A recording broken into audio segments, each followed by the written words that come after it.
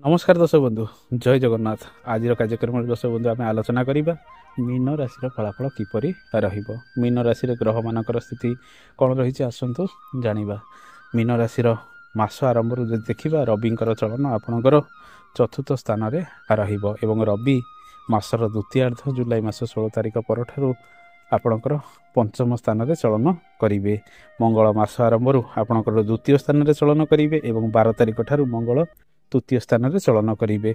शुक्रंकर चलन ए मासरे चतुर्थ पंचम स्थान में बुध ए मासरे पंचम और षष्ठ स्थान में चलन करेंगे। 19 तारिख ठारू से षष्ठ स्थान में चलन आरंभ करेंगे। राहु मास सारा आपणकर राशि रे, केतु मास सारा आपणकर सप्तम स्थान में रे, बृहस्पति मास सारा आपणकर तृतीय स्थान में रे और शनि बक्री अवस्था आपणकर द्वादश स्थान में चलन करेंगे। यही समय आपणकर राशि शनि 7.5 प्रभाव रही। बृहस्पति चलन अशुभ रोचे और राहुंकर चलन आपणकर राशि अशुभ रोथिबारु स्वास्थ्य प्रति अधिक जत्नवान हेबे। कौन वाद विवाद आपड़ जेपरी न पड़ती से जत्नवान हवा आवश्यक। पाद गोड़ को नहीं किसी जंत्रणा समय समय भोग करेंगे। मुंड जनित पीड़ा समय समय आप भोग कर पारती। तेणु ये सब स्वास्थ्य को छाड़ीदे जो मानकर दीर्घकालीन रोग वृद्धि किसी शरीर में होनेक समय से डाक्तर परामर्श तुरंत करने आवश्यक। माँ का स्वास्थ्य क्षेत्र में सामान्य उन्नति लाभ हो पारे। पिता स्वास्थ्य जहाँ जमी पूर्वर थिला सेमिति रहिबार संभावना रही, किंतु धीरे धीरे किसी परिवर्तन 12 तारिख पर अधिक आसबार संभावना रही। ए मासरे गर्भधारण करने समयटी निश्चित रहिबो। संतान सुख आपन को निश्चित रहिबो। 16 तारिख पर संतान मानकर स्वास्थ्य जत्न आपन अधिक नवा आवश्यक। दर्शक बंधु आसतु जाना ए मासरे आय व्ययर स्थिति किपर रहिबो एवं आर्थिक क्षेत्र में आपन किपरि उन्नति लाभ करेंगे। कर्ममय जीवन चाकरी व्यवसाय वाणिज्यर स्थिति किपर रहिबो। आपणकर आय भावर ग्रह शनि अटंती। बर्तमान शनि बकरी अवस्था द्वादश भाव में चलन करुथिबारु रोजगार बढ़ाई आपणकर चेष्टा प्रचेष्टा अधिक लगी रहिबो। एवं आपणकर धन भावर ग्रह मंगल आपणकर धन स्थान में 12 तारिख पर्यंत चलन करेंगे और तत्पर मंगलकर चलन तृतीय स्थान में रहिबो।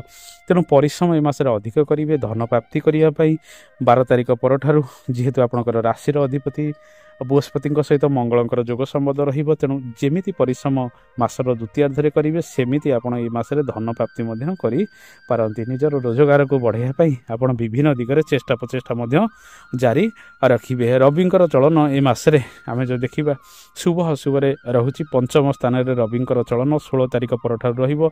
आकस्मिक भावे रोजगार किछि रवि बढ़ाइबे। ऋण जनित कार्य क्षेत्र सफलता मिलवार संभावना रही। ए मासरे जो माने शेयर मार्केटिंग क्षेत्र में किसी अर्थ लगाण करछन्ती अल्प बहुत किसी लाभ पाई पारंती। शनिकर चलन द्वादश स्थान में रहुची और शनि 7.5 प्रभाव में आपणकर द्वादश भाव रहुची। बकरी शनि रहुथिबारु खर्च बुद्धि अपव्यय बेले बेले लगी रहिबार संभावना रही। निज खर्च को नियंत्रण करने चेष्टा करंतु। दीर्घकालीन भित्तिरे धन संचय को अधिक गुरुत्व देवा आवश्यक। कथबार्तार नियंत्रण रखा आवश्यक जेहेतु मंगलकर प्रभाव आपणकर वाणी स्थान में रहुची। क्या कटु भाषा इत्यादि प्रयोग करंतु नहीं। राहुंकर चलन आपणकर राशि रहुथिबारु मुंड मस्तिष्क को स्थिर रखंतु एवं निज उपरे नियंत्रण रखंतु। धैर्य धरी प्रत्येक कार्य करने चेष्टा करंतु। आपणकर भाग्याधिपति मंगल ए मासरे द्वितीय तृतीय स्थान में चलन करुँच। तेणु पितांकर सहयोग आपन को प्राप्ति हम एवं भाईंकर सहयोग आपन को मिल विभिन्न क्षेत्र में सफलता पाइबा पाई। कर्म क्षेत्र में आपन परिवर्तन करिवार सुयोग ए मासरे प्राप्ति करेंगे। आपन नुआ काम पाई आनंदित यही समय हो पारंती। यही समय जेहेतु आपणकर कर्माधिपति बृहस्पति भाग्याधिपति मंगल सहित जोग हो तृतीय स्थान में चलन करेंगे। जहाँफल भाग्य बल ए मासरे भल रहिबो। परिवर्तन जोग सहित आप खेलकूद लेखालेखि कार्य यांत्रिक कार्य मेकानिकाल संबंधित कार्य न्यूज पेपर संबंधित कार्य जेते प्रकार अग्नि संबंधित कार्य रही से सब क्षेत्र में आप सफल हेबे। शत्रु माने परास्त हेबे। कोर्ट केस इत्यादि क्षेत्र विजय लाभ होबार संभावना बढ़ाइबो। ए मासरे सरकारी चाकरी क्षेत्र में किछिटा सुयोग 16 तारिख पर आपण आग को पाई पारंती। सरकारी कार्यगुड़िक त्वरान्वित हम सी सब कर्म आपणकर अधिक सफलता मिलवार संभावना रही।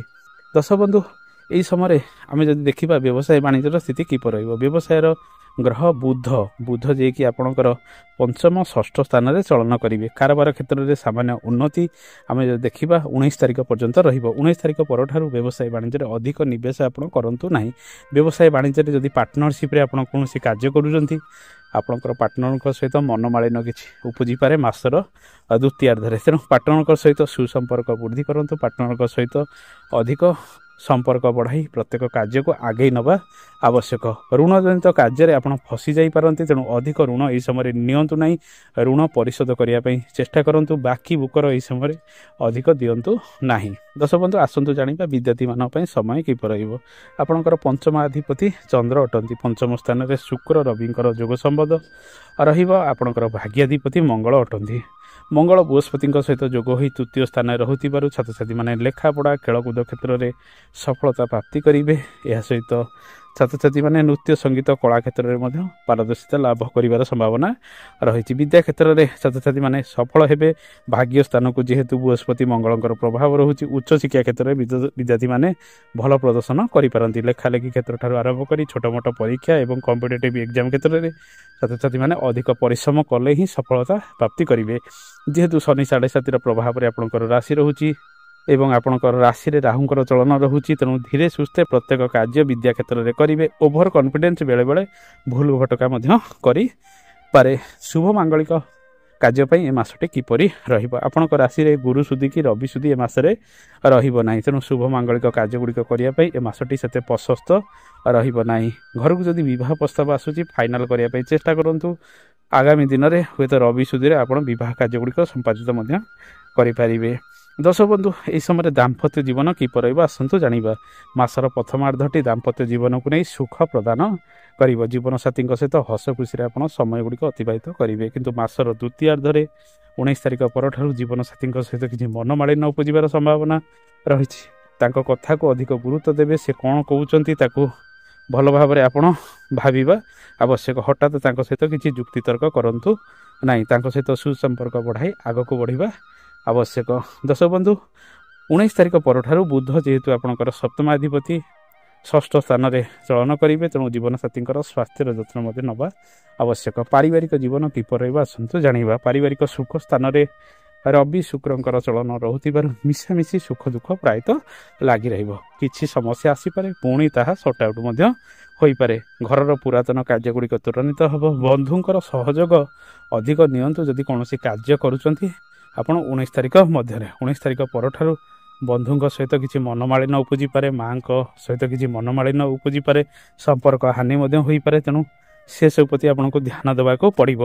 ଯେଉଁମାନେ ଜମିବାଡ଼ିର କାର୍ଯ୍ୟ କରୁଛନ୍ତି, ଯେଉଁମାନେ ଯାନବାହନ ସମ୍ବନ୍ଧିତ କାର୍ଯ୍ୟ କରୁଛନ୍ତି, ମାସର ଦ୍ୱିତୀୟାର୍ଦ୍ଧଟି 20 ତାରିଖ ଠାରୁ ଅଶୁଭ ରହିବ। ତେଣୁ 20 ତାରିଖ ଭିତରେ ଜମିବାଡ଼ି କାର୍ଯ୍ୟ, ଯାନବାହନ ସମ୍ବନ୍ଧିତ କାର୍ଯ୍ୟ, ଗୃହ କାର୍ଯ୍ୟଗୁଡ଼ିକ ଅଧିକ ତ୍ୱରାନ୍ୱିତ କରିବା ଆବଶ୍ୟକ। ଦର୍ଶକ ବନ୍ଧୁ, ଏବେ ଆସନ୍ତୁ ଜାଣିବା ଏ ମାସରେ ଆପଣଙ୍କର ଲଭ୍ ଲାଇଫ୍ର ସ୍ଥିତି କିପରି ରହିବ। ଆପଣଙ୍କର ପଞ୍ଚମ ସ୍ଥାନରେ ରବି ଶୁକ୍ରଙ୍କର ଯୋଗ ରହିବ। ପ୍ରେମମୟ ଜୀବନରେ କିଛିଟା ସଫଳତା ଆସିବ। ପରସ୍ପର ମଧ୍ୟରେ ବୁଝାମଣାର ଅଭାବ ଯାହା ଲାଗି ରହୁଥିଲା ତାହା ମଧ୍ୟ ଭଲ ରହିବ। ଏ ମାସରେ କମ୍ୟୁନିକେସନ୍ ସ୍କିଲ୍ ଆପଣଙ୍କର ଅଧିକ ବଢ଼ିଯିବ। 19 ତାରିଖ ପରଠାରୁ ପାର୍ଟନରଙ୍କ ସହିତ କିଛି ମନମାଳିନ୍ୟ ସାମାନ୍ୟ ଉପୁଜିପାରେ, ତେଣୁ ଅଧିକ ଧ୍ୟାନ ସେଥିରେ ଦେବେ। ଦର୍ଶକ ବନ୍ଧୁ, ଆପଣଙ୍କର ଭାଗ୍ୟାଧିପତି ମଙ୍ଗଳ ଏ ମାସରେ ଶୁଭରେ ରହୁଥିବାରୁ ବିଭିନ୍ନ କର୍ମକ୍ଷେତ୍ରରେ ଆପଣଙ୍କୁ ସଫଳତା ପ୍ରାପ୍ତି କରାଇବେ। ଯଦି ବା ଶନି ବକ୍ରି ରହିଛନ୍ତି, ବିଳମ୍ବିତ ପ୍ରତ୍ୟେକ କାର୍ଯ୍ୟରେ କରିପାରନ୍ତି। ତେଣୁ ଆପଣ ଧୈର୍ଯ୍ୟ ଧରି ପ୍ରତ୍ୟେକ କାର୍ଯ୍ୟ ଯଦି କରିବେ, ପରିଶେଷରେ ଭାଗ୍ୟାଧିପତି ମଙ୍ଗଳ ଆପଣଙ୍କୁ ଅନେକ କ୍ଷେତ୍ରରେ ସଫଳ ମଧ୍ୟ କରାଇବେ। ସାହସ ପରାକ୍ରମ ବୃଦ୍ଧି ପାଇବ। ଆପଣ ପ୍ରତ୍ୟେକ କାର୍ଯ୍ୟ କରିବାର ଦକ୍ଷତା ମଧ୍ୟ ଏହି ସମୟରେ ଲାଭ କରିବେ। ଦର୍ଶକ ବନ୍ଧୁ, ଆସନ୍ତୁ ଜାଣିବା ଏ ମାସରେ କେଉଁ କେଉଁ ପ୍ରତିକାର ଗୁଡ଼ିକ କରିବା ଆବଶ୍ୟକ। ଏ ମାସରେ ଆପଣ ଶନିଙ୍କ ପାଇଁ ପ୍ରତ୍ୟେକ ଶନିବାର ଦିନ ରାଶି ତେଲର ଦୀପଟିଏ ଶ୍ରୀ ହନୁମାନଙ୍କ ମନ୍ଦିରରେ କିମ୍ବା ଅଶ୍ୱତ୍ଥ ଗଛ ମୂଳେ ଲଗାନ୍ତୁ। କଳା ରଙ୍ଗର କୁକୁରକୁ ଖାଇବାକୁ ପ୍ରତ୍ୟେକ ଦିନ ଦିଅନ୍ତୁ। ମୃତ୍ୟୁଞ୍ଜୟ ମନ୍ତ୍ର ଟିକେ ପାଠ କରନ୍ତୁ। ସୂର୍ଯ୍ୟ ନମସ୍କାର ପ୍ରତ୍ୟେକ ଦିନ କରିବା ସହିତ ଆଦିତ୍ୟ ହୃଦୟସ୍ତୋତ୍ର ପାଠ କରନ୍ତୁ। ଶନି ମନ୍ଦିର ପ୍ରାଙ୍ଗଣରେ ବସିଥିବା ଗରିବ ଅସହାୟ ଲୋକଙ୍କୁ ଆପଣ କିଛି ଲୁହା ଜିନିଷ, ବିରି ଇତ୍ୟାଦି ଦାନ ଦେଇ ଦିଅନ୍ତୁ ଏବଂ ସେଇଭଳି ଖାଦ୍ୟ କିଛି ଆପଣ ଦେବା ଉଚିତ, ଯାହାଫଳରେ ଆପଣଙ୍କର ଭାଗ୍ୟ କ୍ଷେତ୍ରରେ କିଛି ଉନ୍ନତି ପ୍ରଗତି ଆଗାମୀ ଦିନରେ ରହିବ। ଦର୍ଶକ ବନ୍ଧୁ, ଏ ତ ଥିଲା ମୀନ ରାଶିର ଫଳାଫଳ। आशा करे कार्यक्रमटी आपको भल लगी कार्यक्रम संपर्क में मतामत देवे। आज तो समय गलानी आज एतिकी। नमस्कार, जय जगन्नाथ, धन्यवाद।